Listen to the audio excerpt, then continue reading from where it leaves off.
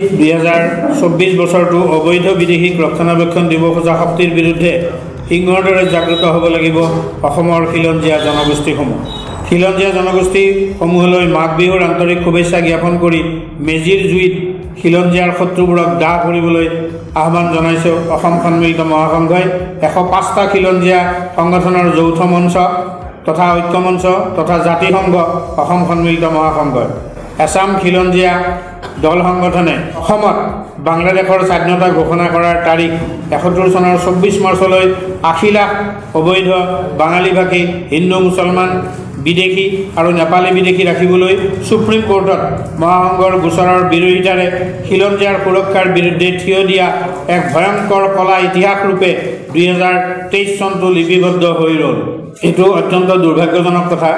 অসম সন্মিলিত মহাসংঘই বিচাৰিছো ভাৰতৰ সংবিধান মতে অসমৰ খিলঞ্জীয়াসকলৰ সুৰক্ষাৰ ব্যৱস্থা হওক আৰু তাৰ কাৰণে সংবিধান প্ৰদত্ত যিটো তাৰিখ সেইটো 1951 চন। গতিকে 1951 চনৰ ভিত্তিতেই বিদেশী যিটো সমস্যা যিটো দাবীক লৈ ইতিমধ্যে 800 গৰাকী শ্বহীদ হৈছিল, সেই মূল দাবীটোৰ ভিত্তিতেই মহাসংঘই শ্বহীদসকলক সন্মান জনাই হৃত মৰ্যাদা আৰু অধিকাৰ সেইটো ৰিগেইন কৰিবৰ কাৰণে সাংবিধানিক বিচাৰপীঠৰ জৰিয়তে আমি ষ্টেণ্ডটো আগবঢ়াই লৈ গৈছিলোঁ। কিন্তু দুৰ্ভাগ্যজনকভাৱে বিভিন্ন জাতীয় দল সংগঠনেও আমাৰ বিৰুদ্ধে গৈ অবৈধ পূব পাকিস্তানী বাংলাদেশী আৰু নেপালী বিদেশীৰ হৈ বিভিন্ন দল সংগঠনক সহায় কৰি সুপ্ৰিম কোৰ্টৰ হৈ যোৱা এই যে লাষ্ট শুনানি আমছু AUDF জামাতে ইছলামী হিন্দ জামাতে উলেমায়ে হিন্দ বাঙালী হিন্দু সুৰক্ষা কমিটি চিটিজেন ৰাইটছ সুৰক্ষা কমিটি ইত্যাদি এই বিদেশী বহিৰাগতৰ আৰু যিবোৰ সংগঠন সেই সংগঠনবোৰক সদৌ অসম ছাত্ৰ সন্থা অসম সাহিত্য সভা অসম গণ পৰিষদ ইত্যাদি দল সংগঠনে সহায় কৰি আমাৰ বিৰুদ্ধে 2023 সুপ্ৰিম কোৰ্টত থিয় দিলে আৰু সেইটো কলা ইতিহাস হিচাপে থাকি গ'ল। এতিয়া 6A সম্পৰ্কীয় ৰায়দান এই জানুৱাৰীৰ ভিতৰতে হ'ব বুলি আমি আশা কৰিছোঁ আৰু এই ৰায়দান হৈ যোৱাৰ পিছতে আমি বাকীবিলাক গোচৰৰ ক্ষেত্ৰত পৰৱৰ্তী পৰ্যায়ত আমি কাৰ্যব্যৱস্থা লৈ আমি আগবাঢ়ি যাম। গতিকে 2024টো অসমৰ খিলঞ্জীয়াৰ কাৰণে অত্যন্ত সংকটজনক বুলি ক'ব লাগিব, যিহেতু অসমৰ জনগণে তথা খিলঞ্জীয়া জনগণে বিচাৰিলেও আমি কি ধৰণৰ আচলতে ৰায়দান পাম। সঁচাকৈ অসম ভূখণ্ডৰ খিলঞ্জীয়া সুৰক্ষিত হ'ব নে সৰ্বকালৰ কাৰণে অসম ভূখণ্ডৰ খিলঞ্জীয়া বিদেশী বহিৰাগতৰ গোলাম হৈ ইয়াত চাকৰৰ দৰে জীৱন নিৰ্বাহ কৰিব, সেইটো কিন্তু এই 2024তে খাটাং হ'ব। এতিয়াও আমাৰ খিলঞ্জীয়াসকল শুই আছে। গতিকে শুই থকা খিলঞ্জীয়াসকলক সিংহৰ দৰে জাগ্ৰত ৰূপ ধাৰণ কৰিবৰ কাৰণে আমি আহ্বান জনাইছোঁ যে অসমৰ খিলঞ্জীয়া জনগোষ্ঠীসমূহে নিজৰ হাজাৰ বছৰীয়া গৃহভূমিতে শাসনৰ অধিকাৰ হেৰুৱাই ক্ৰমান্বয়ে বিদেশী বহিৰাগতৰ গোলাম হোৱাৰ দিশে আগবাঢ়িছে। দেশৰ সংবিধান প্ৰদত্ত 1951ৰ বিৰোধিতাৰে 1971লৈ 80 লাখ অবৈধ বাঙালী ভাষী হিন্দু মুছলমান বিদেশী আৰু নেপালী বিদেশী ৰাখি অসমৰ খিলঞ্জীয়াক নিধন কৰিবলৈ জাতিদ্ৰোহী ভূমিকাৰে আছু অগপ অসম সাহিত্য সভাই সুপ্ৰিম কোৰ্টত আমছু জামাতে ইছলামী হিন্দ শৰণাৰ্থী সুৰক্ষা কমিটি নাগৰিক সুৰক্ষা সমিতি জামাতে উলেমায়ে হিন্দ আদি বিদেশী ৰক্ষক সংগঠনবোৰক সকলো প্ৰকাৰে সহযোগিতা কৰাৰ বাবে এই সংগঠনবোৰে হেলাৰঙে মহাসংঘৰ বিৰুদ্ধে সুপ্ৰিম কোৰ্টত যুঁজ দিবলৈ সাহস কৰিছিল। ৰাজহুৱাভাৱে এই তিনিচুকীয়াৰ বিশ্বজ্যোতি সাংস্কৃতিক সমাজৰ কাৰ্যালয়ত অনুষ্ঠিত কৰা সংবাদমেলত আমি এই কথাটো ৰাজহুৱা কৰোঁ। বিদেশীৰ পক্ষ লোৱাৰ উদাহৰণ ভাৰতৰ আন ৰাজ্যত তথা পৃথিৱীৰ ক'তো পাবলৈ নাই। নিজৰ দেশতেই বিদেশীৰ হৈ ওকালতি কৰা উদাহৰণ ভাৰতৰ বেলেগ ষ্টেটতো নাই, আমাৰ ওচৰ চুবুৰীয়া নাগালেণ্ড মিজোৰাম মণিপুৰতো নাই আৰু পৃথিৱীৰ ক'তো নাই। গতিকে ইয়াতকৈ আৰু দুৰ্ভাগ্যজনক কথা একো নাই। আছুৰ সৈতে সহযোগ কৰি অবৈধ বিদেশীৰ পক্ষত থিয় দিয়া আন সংগঠনসমূহ হ'ল অসম জাতীয়তাবাদী যুৱ ছাত্ৰ পৰিষদ, কৃষক মুক্তি সংগ্ৰাম সমিতি, অসম জাতীয় পৰিষদ, ৰাইজৰ দল আদি বিভিন্ন সংগঠন। খিলঞ্জীয়া জনগোষ্ঠীসমূহে যদি এই ক্ষেত্ৰত সিংহৰ দৰে জাগ্ৰত হৈ 2024 চনত এই ভণ্ড জাতীয়তাবাদীহঁতৰ বিৰুদ্ধে কঠোৰ সিদ্ধান্ত ল'ব নোৱাৰে তেন্তে ধ্বংস নিশ্চিত। অসমৰ খিলঞ্জীয়া চিৰকালৰ কাৰণে বিদেশী বহিৰাগতৰ গোলাম হ'ব লাগিব। দেশ আৰু জাতিতকৈ কোনো ব্যক্তি বা সংগঠন ডাঙৰ নহয়। দেশ আৰু জাতিতকৈ কোনো ব্যক্তি বা সংগঠন ডাঙৰ নহয়। বিভিন্ন আন্দোলনৰ নামত অসমে সদায় অধিকাৰ হেৰুৱাই আহিছে তথা অপূৰণীয় ক্ষতিৰ সন্মুখীনহে হৈ আহিছে। কি কাৰণত? অপৰিণত অকালপক্ষ নেতাৰ বাবে।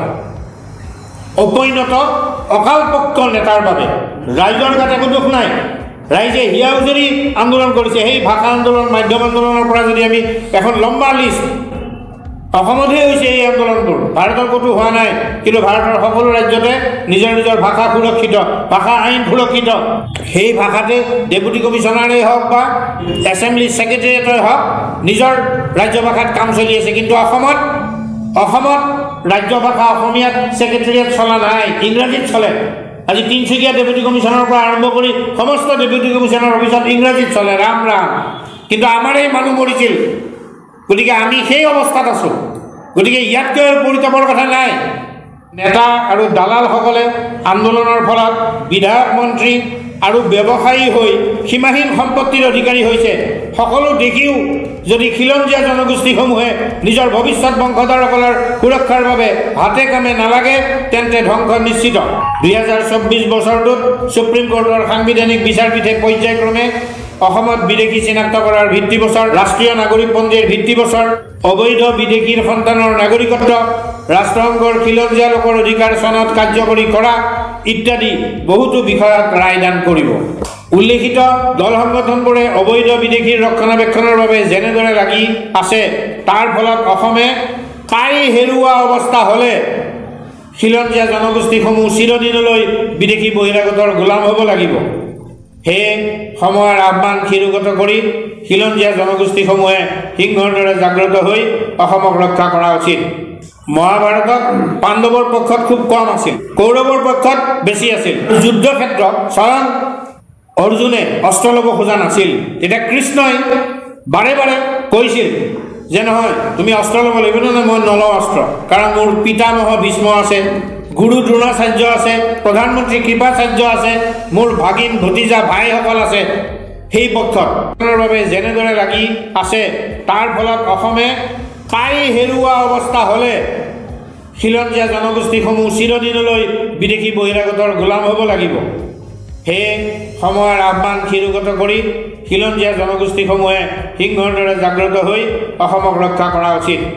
মহাভাৰতত পাণ্ডৱৰ পক্ষত খুব কম আছিল, কৌৰৱৰ পক্ষত বেছি আছিল। যুদ্ধ ক্ষেত্ৰত স্বয়ং অৰ্জুনে অস্ত্ৰ ল'ব খোজা নাছিল। তেতিয়া কৃষ্ণই বাৰে বাৰে কৈছিল যে নহয়, তুমি অস্ত্ৰ ল'ব লাগিব। নহয়, মই নলওঁ অস্ত্ৰ, কাৰণ মোৰ পিতামহ ভীষ্ম আছে, গুৰু দ্ৰোণাচাৰ্য আছে, প্ৰধানমন্ত্ৰী কৃপাচাৰ্য আছে, মোৰ ভাগিন ভতিজা ভাইসকল আছে সেই পক্ষত, গতিকে মই সিহঁতৰ বিৰুদ্ধে অস্ত্ৰ নলওঁ। তেতিয়া কৃষ্ণই বুজাইছিল, নহয়, তুমি অস্ত্ৰ ল'ব লাগিব। এইটোৱেই নীতি, এইটোৱেই ধৰ্ম।